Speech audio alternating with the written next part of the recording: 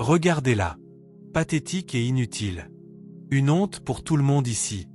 Je vais la traîner dehors. Que tout le monde voie à quel point elle est faible et sans valeur. Il saisit la mère par le bras, la tordant comme une poupée de chiffon, riant alors qu'elle trébuchait dans ses chaussures. Il la poussa en avant, ricanant face aux exclamations et aux chuchotements choqués de la foule. « Dépêche-toi avant que je ne perde patience », cracha-t-il, les yeux brillants de pure malveillance. Chaque mot, chaque mouvement était conçu pour humilier, pour la faire se sentir petite, impuissante et exposée. Les joues de la mère brûlaient de honte, ses mains tremblaient. Mais même dans sa cruauté, quelque chose s'éveilla chez sa fille. En cet instant d'absolue dégradation, elle prit une décision. Un acte audacieux et défiant qui fit taire la salle, choqua tous les présents et transforma son désespoir en pouvoir. C'est l'histoire d'une femme jetée dans le feu de l'humiliation, moquée et brisée devant le monde, qui se releva avec un courage si féroce qu'il fit trembler même le cœur le plus cruel. Et aujourd'hui, cette histoire est racontée par moi. Bonjour, famille. Bienvenue. Avant de commencer, j'ai une petite requête sincère. Abonnez-vous, s'il vous plaît. Votre soutien est ce qui maintient ces histoires vivantes. Chaque fois que vous cliquez sur ce bouton, vous nous aidez à partager des voix qui autrement seraient oubliées et des histoires qui méritent d'être entendues. Et dans les commentaires, dites-nous d'où vous regardez.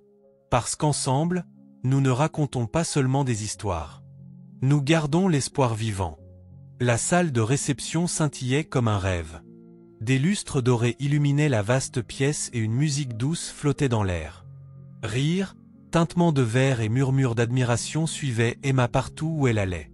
Elle n'avait jamais été aussi fière. Sa robe en dentelle flottait autour d'elle comme un rayon de soleil, et son sourire était plus éclatant que toutes les bougies sur les tables. Elle tenait fermement la main de Richard, pensant en elle-même, « C'est ça. C'est le bonheur. J'y suis enfin arrivée. » Sa mère, Grace, était assise près de la table principale, essuyant ses larmes avec un petit mouchoir. Grace portait sa plus belle robe, simple et soignée, mais comparée aux diamants scintillants autour d'elle, elle semblait presque déplacée. Pourtant, ses yeux brillaient d'amour en regardant sa fille. Emma croisa le regard de sa mère et sourit chaleureusement. « Peu importe d'où nous venons, » pensa-t-elle. « Nous sommes ici maintenant. Nous sommes une famille. » Les invités applaudirent lorsque Richard leva un verre pour porter un toast.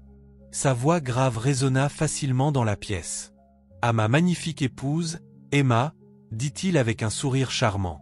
« Que ceci soit le début de notre éternité. » Le cœur d'Emma se gonfla. Elle se pencha vers lui, murmurant « Merci, Richard. Tu as fait de moi la femme la plus heureuse du monde. » Il serra sa main. Son sourire était parfait, mais pendant un instant, ses yeux laissèrent entrevoir quelque chose de tranchant, quelque chose qu'Emma ne pouvait pas tout à fait identifier. Avant qu'elle puisse y réfléchir, la musique reprit, et les invités envahirent la piste, riant et dansant. Emma se détendit, se disant que c'était juste les nerfs. C'est notre jour de mariage. Il est probablement juste dépassé. Grace, timide mais rayonnante de fierté, s'avança pour saluer certains des proches de Richard. « Vous avez élevé un fils merveilleux », dit-elle poliment à Victoria, la mère de Richard. Les lèvres de Victoria se tordirent en un sourire froid et poli. Elle était vêtue de soie sombre et de diamants, sa présence imposant le respect dans la pièce. « Eh bien, nous verrons si elle peut suivre son rythme, » répondit-elle, son ton sec. Grace rougit et recula, blessée, mais trop polie pour répondre. Emma remarqua l'échange, mais l'écarta. « Maman n'est juste pas habituée à leur manière. Tout ira bien. » Puis, cela arriva. Richard se tourna soudainement, ses mains jaillissant comme un fouet. Il saisit Grace par le poignet. La musique vacilla. Les rires s'estompèrent. Les invités se tournèrent pour regarder. La voix de Richard était tranchante et cinglante. « Qu'est-ce que tu crois faire ?» Grace sursauta, surprise. « Je voulais juste... » « Ne me fais pas honte, » siffla-t-il, resserrant son emprise. Il la tira en avant, la traînant à travers la salle comme si elle était une criminelle menée au tribunal. Grace trébucha, ses chaussures raclant contre le marbre. Des exclamations résonnèrent dans la salle. Quelques invités échangèrent des regards choqués, d'autres ricanèrent, murmurant derrière leurs mains. « Regardez-la » dit Richard à haute voix, ses yeux brillants de cruauté. « Pathétique, inutile, une honte pour tous ici. » Emma se figea, son cœur battant la chamade. « Qu'est-ce qu'il fait? Pourquoi dit-il ça ?» Grace tenta de se dégager, ses joues brûlant de honte. « S'il vous plaît, Richard, » murmura-t-elle, tremblante. « Tu me fais mal. » Mais il la poussa en avant comme si elle n'était rien d'autre qu'une poupée de chiffon. « Dégage de ma vue avant que je ne perde patience. » Emma se précipita en avant, paniquée. « Richard, arrête. C'est ma mère. » Il se tourna vers elle, son visage se tordant en un rictus. « Exactement.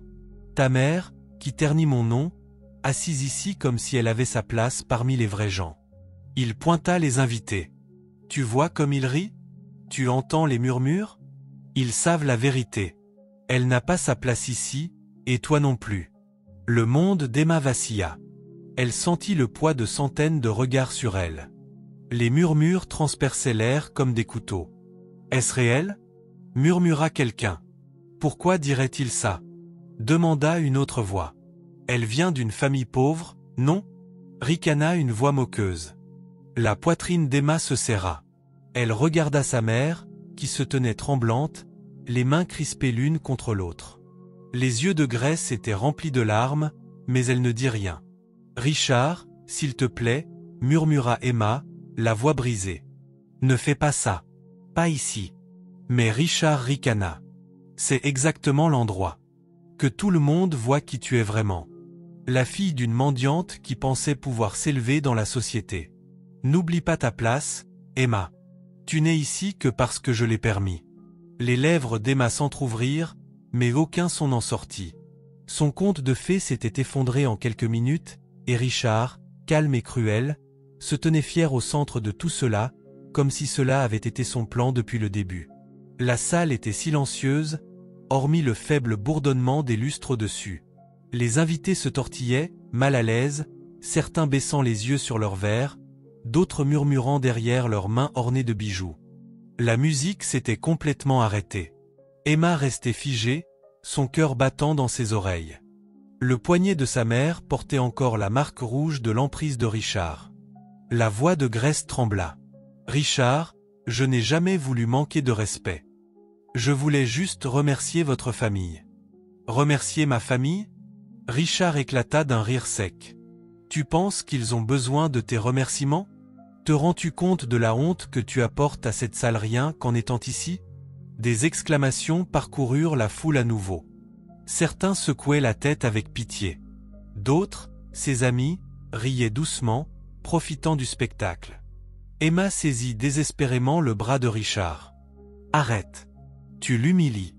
Tu m'humilies. » Richard se tourna lentement, son visage à quelques centimètres du sien. Sa voix baissa, mais assez fort pour que tous l'entendent. « Exactement. C'est le but. Tu dois comprendre ta place, Emma. Toi et ta mère. Ce n'est pas votre monde. Je t'ai sorti du caniveau. Ne l'oublie pas. » La gorge d'Emma se noua. L'homme qui, quelques heures plus tôt, lui avait murmuré des promesses d'amour, la regardait maintenant comme si elle était de la saleté sous sa chaussure. Une voix tranchante coupa l'attention. « Assez, » dit Victoria, ses talons claquant alors qu'elle s'avançait. Tous les regards se tournèrent vers elle. Elle se tenait droite, son collier de diamants scintillant sous les lumières, son visage calme mais impitoyable. « Richard ?» dit-elle doucement. « Pas besoin d'expliquer à tout le monde.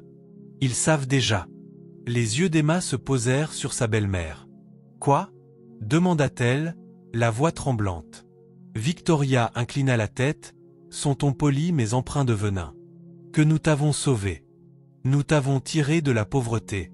Sans nous, tu ne serais qu'une serveuse dans un dîner oublié, luttant pour payer ton loyer. Tu devrais être reconnaissante qu'on ait même permis cet arrangement. » Emma recula comme si on l'avait giflée. « Arrangement ?» murmura-t-elle. « Oui, » dit Victoria, son sourire acéré comme un rasoir. « Pensais-tu vraiment que mon fils t'avait épousée par amour? Regarde autour de toi, Emma. Ce sont des gens de pouvoir, de richesse, d'héritage. Et toi? Elle toisa Emma avec mépris. Tu n'as apporté qu'une mère malade et un passé dont tu devrais avoir honte. Les lèvres de Grace tremblèrent. Comment osez-vous? Les yeux de Victoria se plissèrent comme de la glace. Comment j'ose? Non, Madame Collins. Comment osez-vous entrer dans cette salle et prétendre avoir votre place parmi nous? Savez-vous à quel point il est humiliant de vous présenter comme ma belle-fille?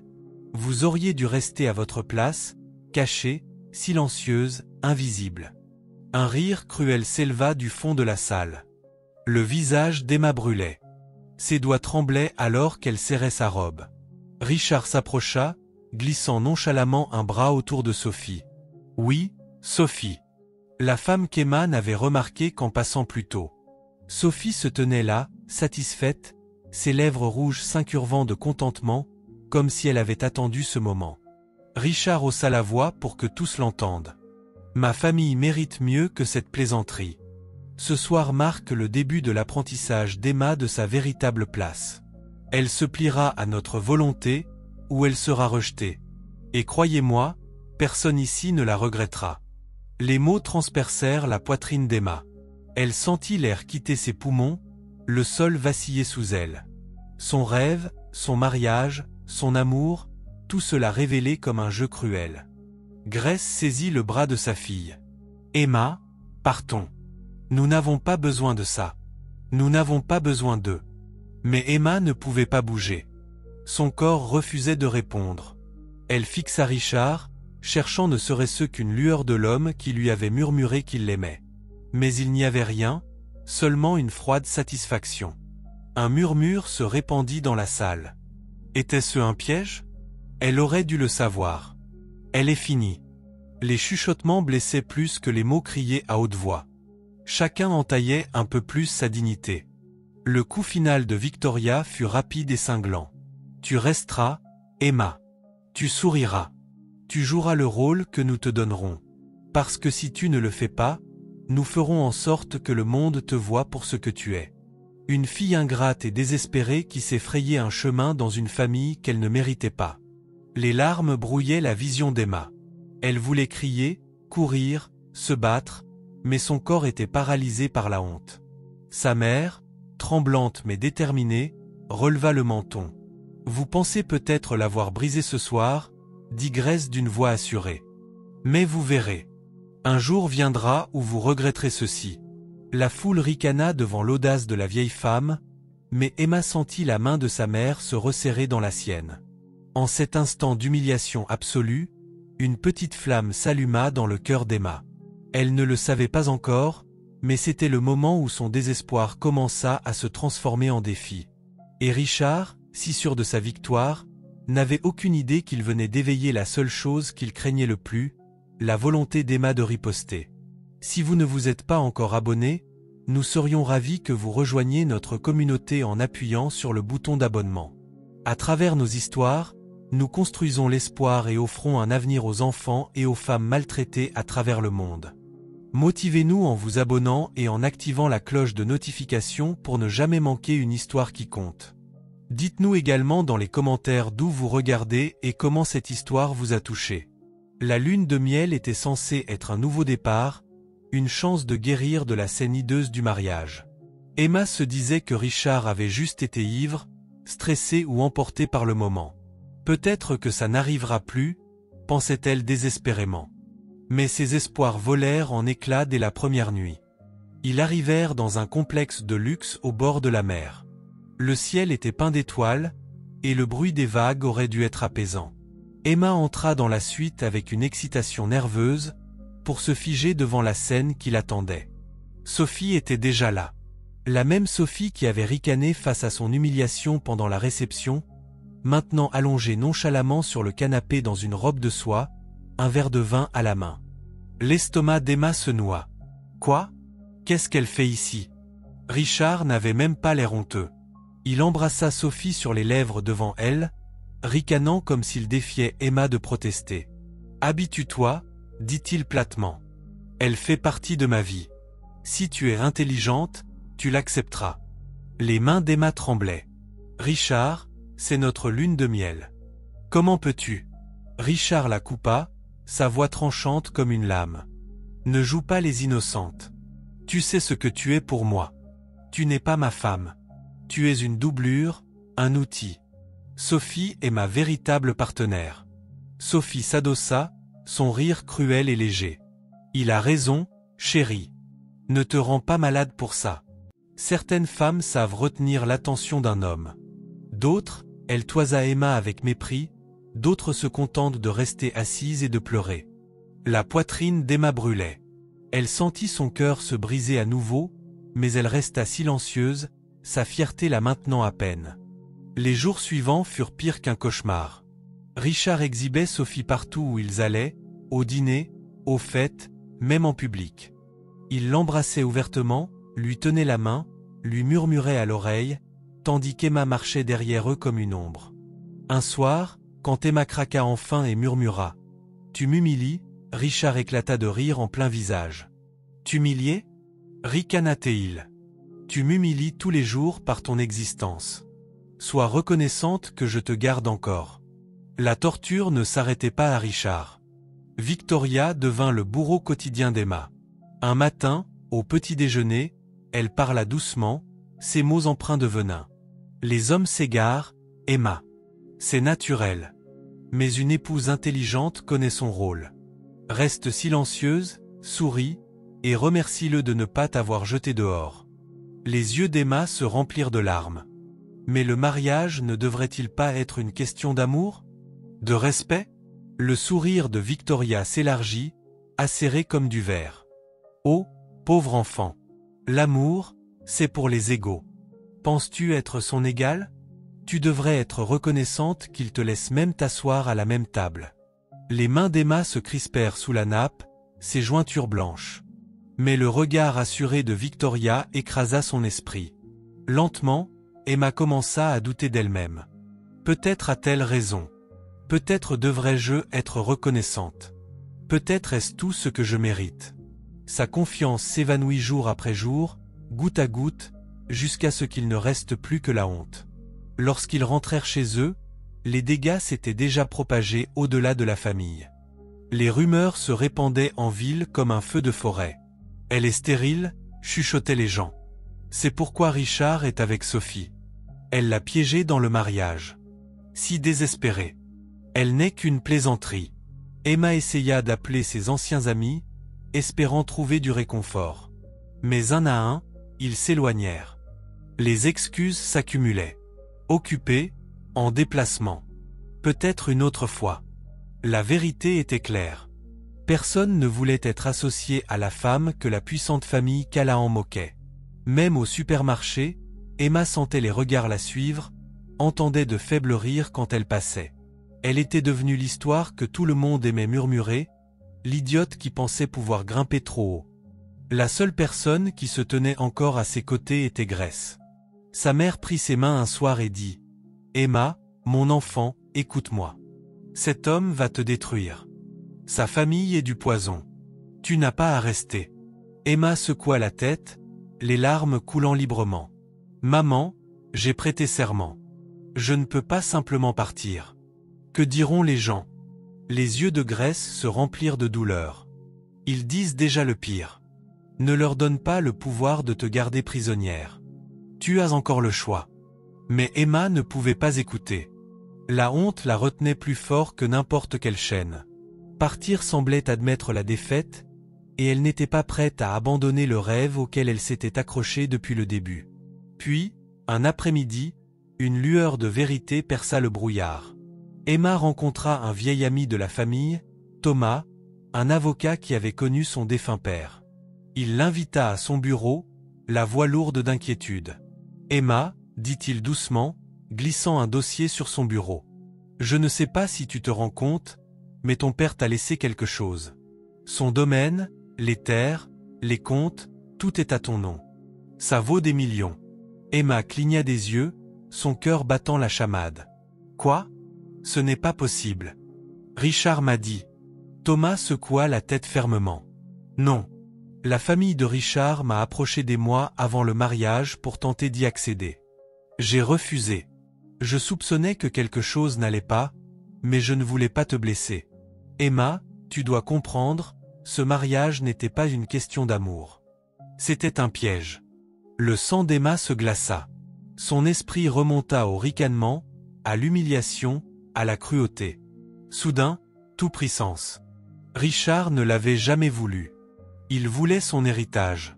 Et pire encore, une fois qu'il en aurait le contrôle, il ne faisait aucun doute qu'il la jetterait, elle et Grace, comme des ordures. Cette nuit-là, Emma s'assit seule dans le noir, fixant son reflet dans le miroir. Ses yeux autrefois brillants semblaient maintenant creux, son visage pâle et fatigué. Les mots de Richard résonnaient dans son esprit. « Tu n'es pas ma femme. Tu es un outil. » La voix de Victoria suivit. « Sois reconnaissante qu'il ne t'ait pas jeté dehors. » Et enfin, l'avertissement de Thomas. C'était un piège. Un frisson s'installa dans ses os. Pour la première fois, Emma comprit la vérité. Elle n'était pas seulement humiliée. Elle était en danger. Et les gens qui lui avaient promis l'éternité n'attendaient que le moment parfait pour la détruire complètement. La nuit du gala était une nuit qu'Emma n'oublierait jamais. Pas à cause de la beauté, mais à cause de la douleur. Le manoir des Callahan était décoré comme un palais.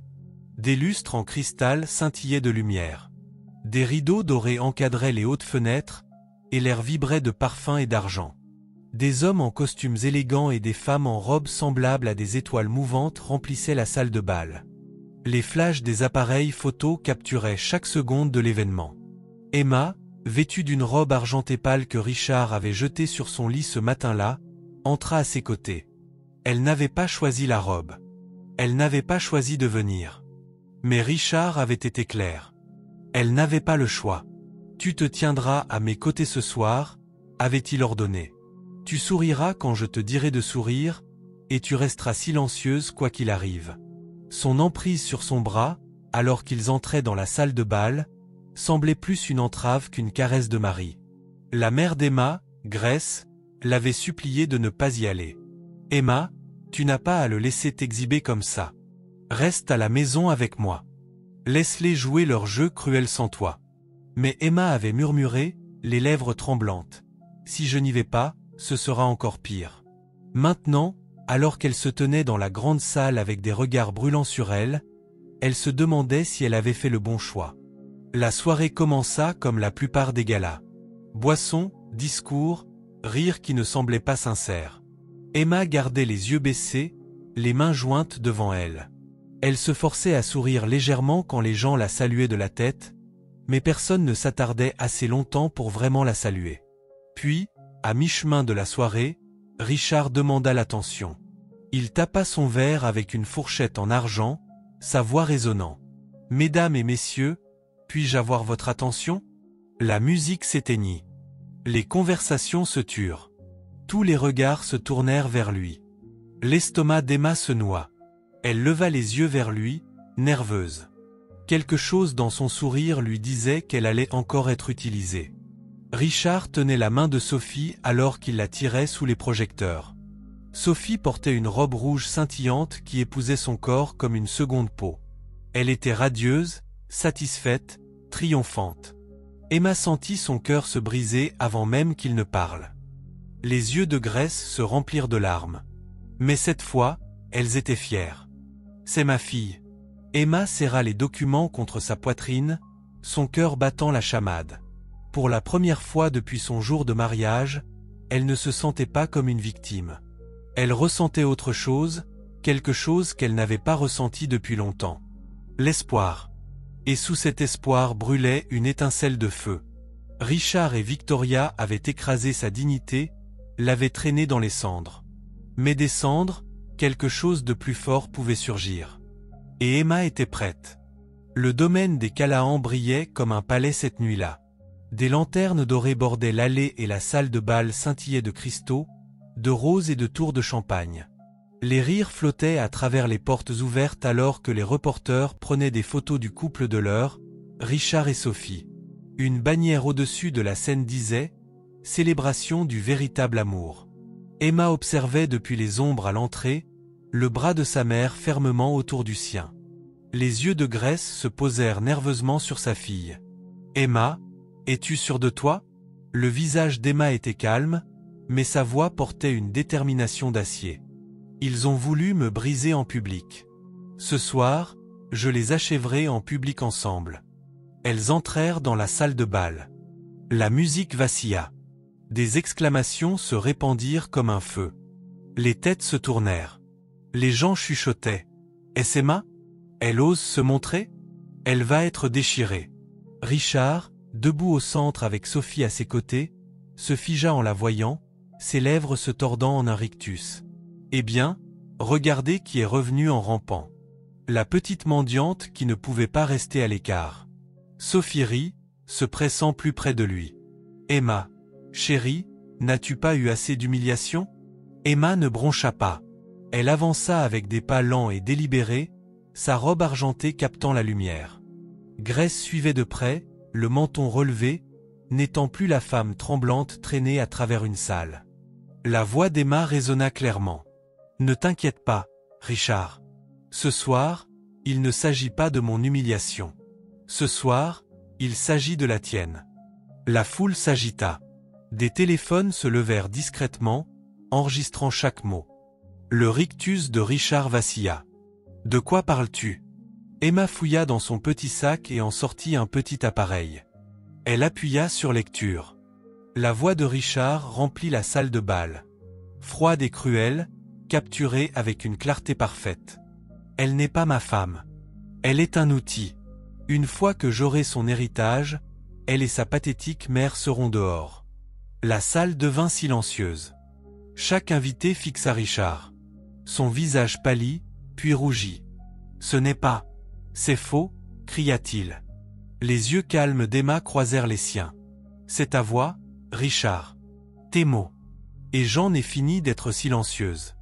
Le silence se brisa avec des murmures. As-tu entendu ça? Il l'a utilisé pour l'argent. Emma s'avança, sa voix ferme comme la pierre. Mais ce n'est pas tout. Richard a essayé de falsifier ma signature pour voler l'héritage de mon père. Et il n'a pas agi seul. Des exclamations. Emma ouvrit à nouveau son sac et sortit les documents que Grace avait conservés, les originaux avec les copies falsifiées attachées. Voici la preuve, déclara Emma, les tenant bien haut. Richard a falsifié ceci avec les conseils de sa mère. Victoria Callahan est la véritable instigatrice de ce piège. Tous les regards se tournèrent vers Victoria, son visage vidé de couleur. C'est un mensonge, siffla-t-elle. Elle essaie de nous ruiner. Mais un homme dans la foule s'avança, l'un des partenaires commerciaux de Richard. Il étudia les papiers, son front s'assombrissant. Ces signatures sont falsifiées, dit-il froidement. Je reconnais le sceau du notaire. Si c'est vrai, vous pourriez tous les deux aller en prison. Les murmures se transformèrent en indignation. Les invités s'éloignèrent des Callahan comme s'ils étaient atteints d'une maladie. Un avocat dans l'assistance commença à prendre des photos des documents. Richard bégaya. Non, elle me piège. Vous connaissez tous Emma. Elle n'est rien. Avant qu'il ne puisse finir, Sophie arracha sa main de la sienne. Elle se tourna vers lui, le visage déformé par le dégoût. Idiot! Tu m'as promis le monde, et maintenant tu es démasqué comme un menteur, un tricheur et un fraudeur. Penses-tu que je vais sombrer avec toi? Elle arracha sa bague et la lui lança sur la poitrine. La salle explosa en acclamations et exclamations. Sophie sortit en trombe, laissant Richard bouche bée derrière elle. Emma se tourna vers Victoria, dont les genoux fléchissaient. Grace s'avança, se tenant droite devant la foule qui l'avait autrefois moquée. Cette femme m'a autrefois traîné à travers une salle, me traitant de sans valeur. Ce soir, le monde voit la vérité. Pas la faiblesse, pas la pauvreté, mais la force. Les invités éclatèrent en applaudissements. Certains applaudissaient pour Emma. Certains pour Grace. D'autres riaient simplement de la ruine des Callahan. Richard cria par-dessus le bruit, sa voix désespérée. Emma, tu ne peux pas faire ça. Sans moi, tu n'es rien. Emma le regarda avec des yeux calmes et brûlants. Sans toi, Richard, je suis enfin libre. Sur ce, elle se tourna, prenant le bras de sa mère. Ensemble, elles sortirent de la salle, la tête haute.